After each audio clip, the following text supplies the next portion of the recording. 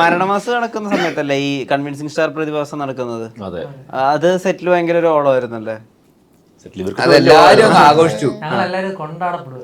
കൊണ്ടാടി. നമ്മൾ കൃത്യമായിട്ട് ആ ഒരു ട്രെൻഡ് വൈറലായിട്ട് നിൽക്കുന്ന സമയത്താണ് നമുക്ക് ഷൂട്ടിങ്. അപ്പൊ ആ സമയത്ത് പിന്നെ നമ്മളെല്ലാവരും അതിന്റെ പിന്നെ ഇവര് പറയുമ്പോഴാണ് ഞാനത് അറിയുന്നതും ഇൻസ്റ്റാഗ്രാം നോക്കാൻ തുടങ്ങിയതൊക്കെ അതിന് ശേഷമാണ്. ലൊക്കേഷനിലൊക്കെ ഓരോ പിള്ളേർ പടം പറിച്ചോണ്ടൊക്കെ വരും. സുരേഷ് പെട്ടെന്ന് ഒരാൾ പടം ഇത്രയും കാലം ഇല്ലാത്ത ഒരു ആരാധന സ്നേഹമൊക്കെ.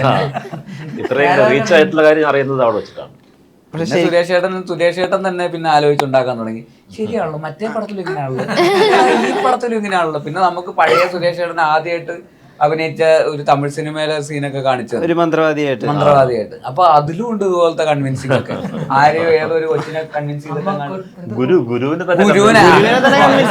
കൺവിൻസ് ചെയ്തിട്ട് തട്ടിക്കളയും.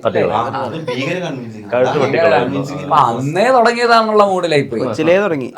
അപ്പോഴാണ് സുരേഷ് ഏട്ടനും അത് മനസ്സിലാക്കുന്നത്. ശരിക്കും ഞാൻ ആക്ച്വലി ഇങ്ങനെ ആയിരുന്നല്ലേ എന്നുള്ള ഇതിൽ നമ്മളും അപ്പൊ ശരിയാണല്ലോ എന്നൊക്കെ.